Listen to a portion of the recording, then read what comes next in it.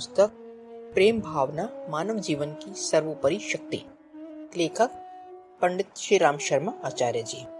प्रेम, जिसकी सत्ता, महत्ता और उपयोगिता का इन दिनों लगभग विस्मरण जैसा ही कर दिया गया है, मानव जीवन की सबसे बड़ी विभूति है।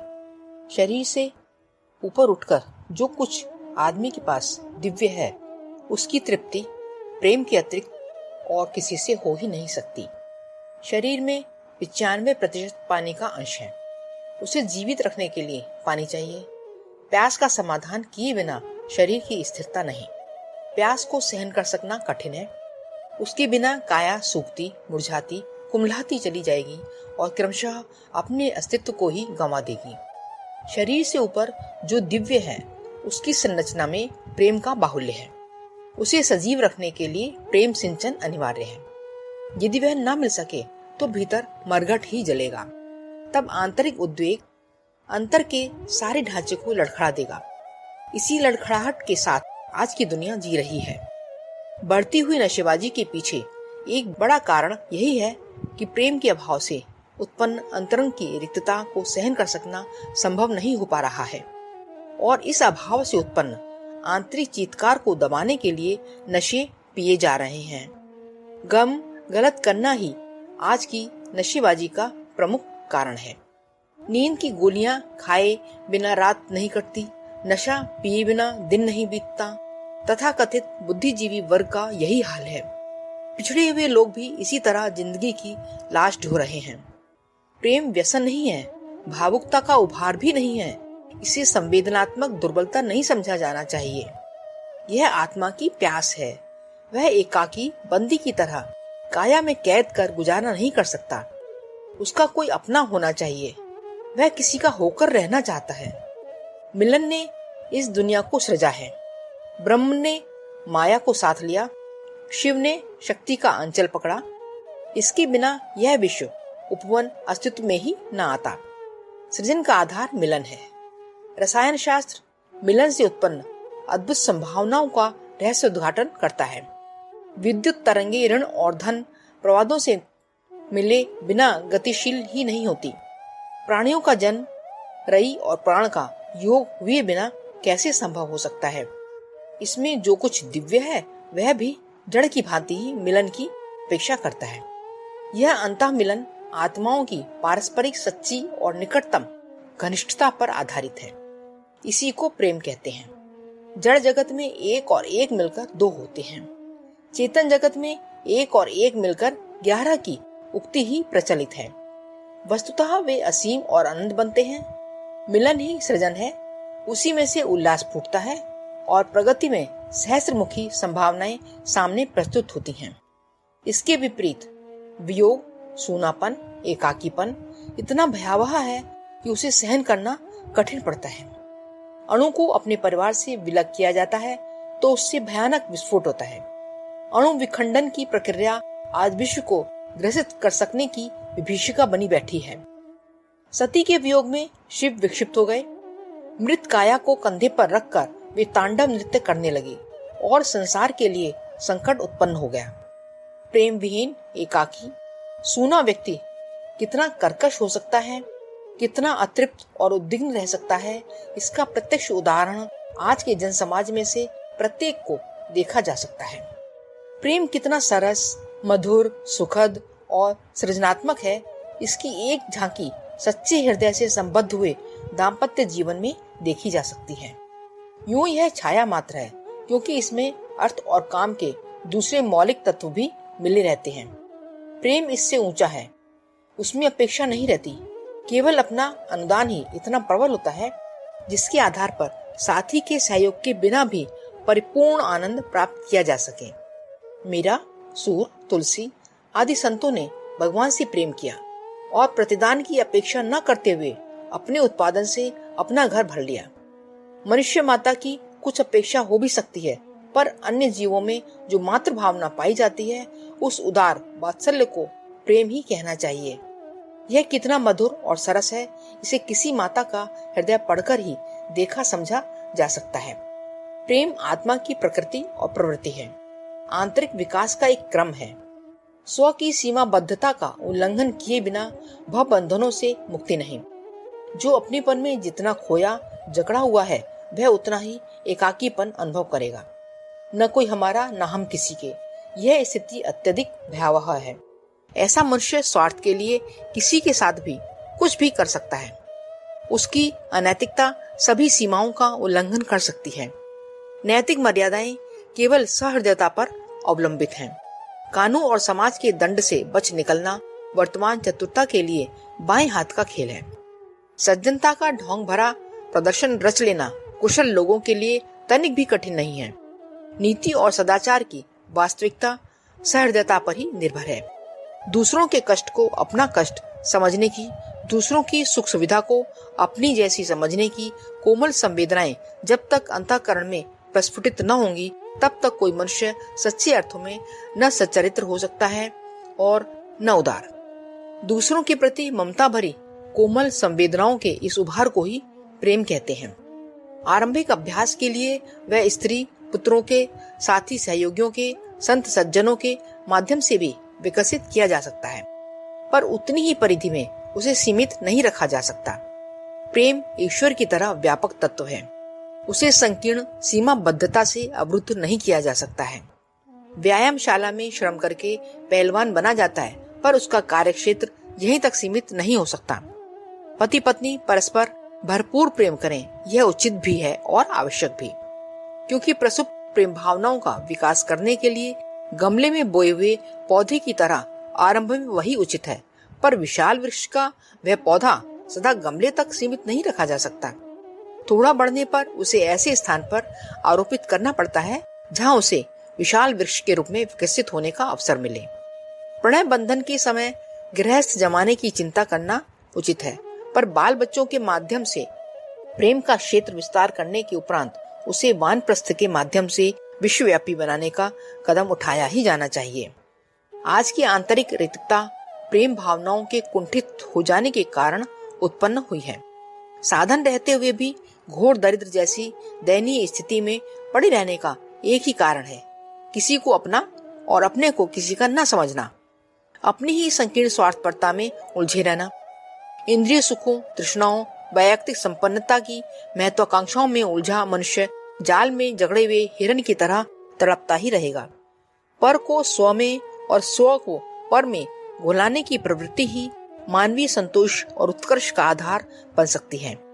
इस प्रेम प्रवृत्ति को विकसित करके ही जीवन की रिक्तता और शून्यता को भरा जा सकता है। व्यक्ति और समाज में उल्लास, चरित्र एवं उत्कर्ष का उद्भव प्रेम प्रवृत्ति को विकसित किए बिना और किसी तरह संभव न हो सकेगा।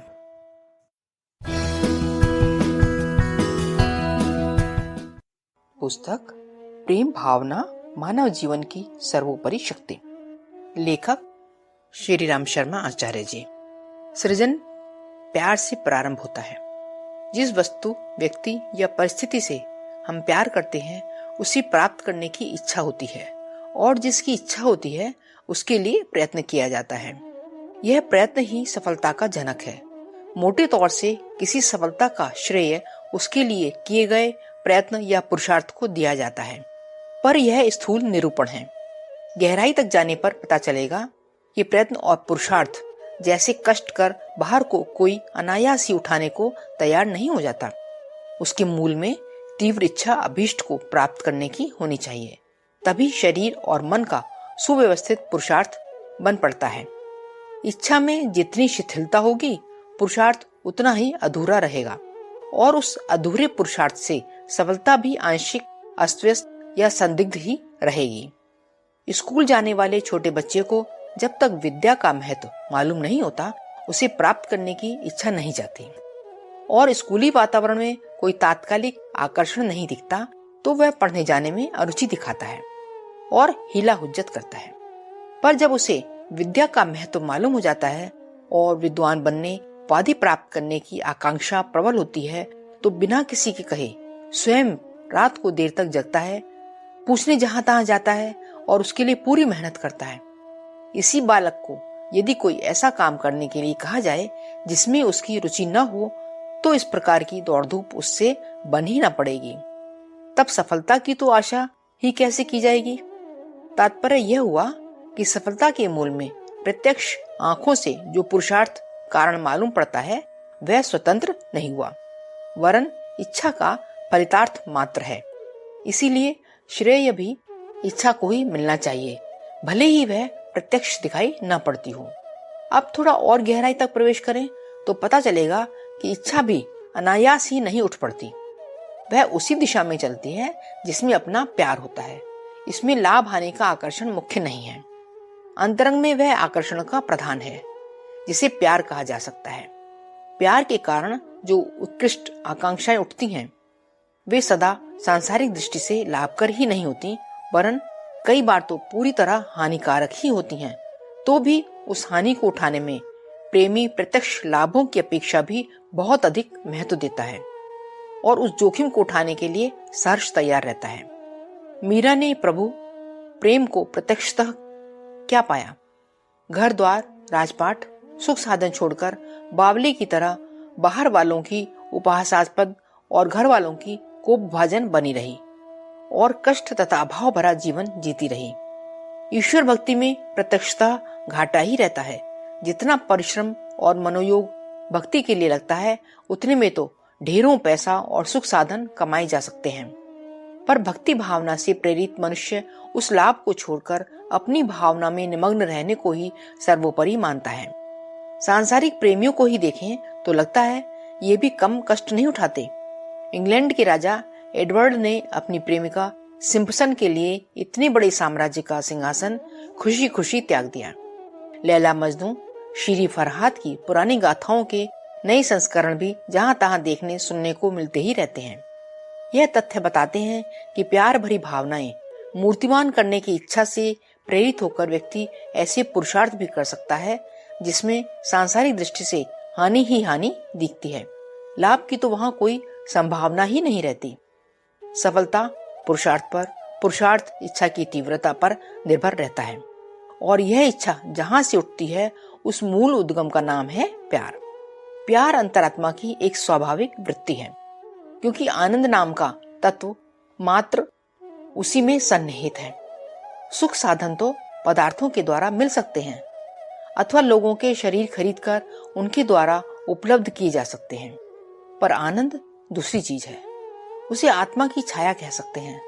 अंतःकरण जिस पर अपनी आत्मीयता का आरोपण कर देता है उसमें उसे अपनी प्रतिच्छाया प्रतिध्वनि का दर्शन होता है। यही प्यार है। आत्मा अपने आप अपने को देख नहीं सकता, अपने रस को स्वयं चख नहीं सकता।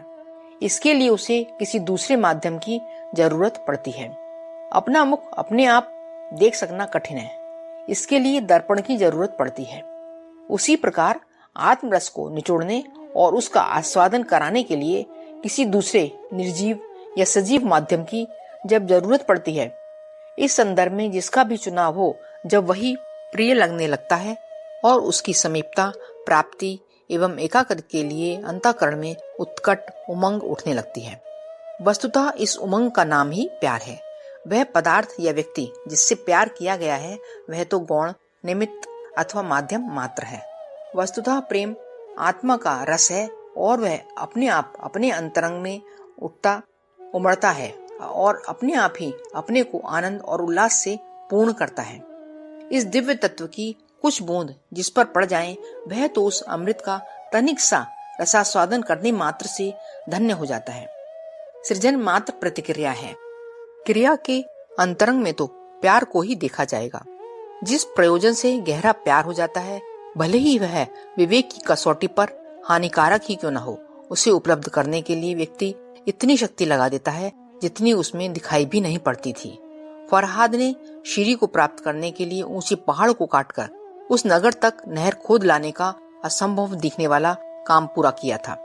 वैज्ञानिकों, अन्वेषकों, महामानवों, दुस्साहसियों और अद्भुत सफलताएं प्राप्त करने वालों, आश्चर्यजनक कार्य कर दिखाने वालों की गतिविधियों और परिस्थितियों का विश्लेषण किया जाए कि साधन उनके पास बहुत नहीं थे, परिस्थितियां भी अनुकूल नहीं थीं, पर उनकी लगन उफनी पड़ती थी। वे अभीष्ट प्रयोजन से अत्यधिक प्यार करते थे और उसे प्राप्त करने के लिए पूरी भावावेश के साथ लालायित थे। उस उत्कंठा ने मंद बुद्धि मस्तिष्क में नई नई सूझबूझें उत्पन्न की। जो लोग उपहास उड़ाते थे उन्हें तत्परता ने प्रभावित किया, और जो साधन संभव दिखाई नहीं पड़ते थे वे न जाने कहां से दौड़ते चले आए और उस प्रयोक्ता के सामने उपस्थित हो गए। इसे कोई दैवी वरदान कहना चाहे तो कहे। वास्तव में देवत्व का एकत्रीकरण मानवीय अंतःकरण में प्यार के रूप में ही हुआ है, और वह जिस दिशा में पूरी तरह नियोजित हो जाता है वहां चमत्कार ही चमत्कार उत्पन्न करता है। दैवी वरदान को दूसरे शब्दों में प्रेम की शक्ति का चमत्कार भी कह सकते हैं। प्यार में सृजन की अद्भुत शक्ति भरी पड़ी है। व्यक्ति शक्तियों का पुंज है। ईश्वर का युवराज होने के कारण उसे वह सब संपदाएं अथवा विभूतियां सहज ही उपलब्ध हैं जो इस संसार में प्रकट या अप्रकट रूप में विद्यमान हैं। पर यह सब प्रायः सुषुप्त अवस्था में पड़ी रहती हैं।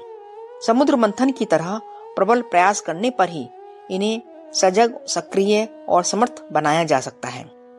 अंतःकरण के समुद्र को मथ डालने का प्रयोजन केवल प्रेम ही पूरा कर सकता है।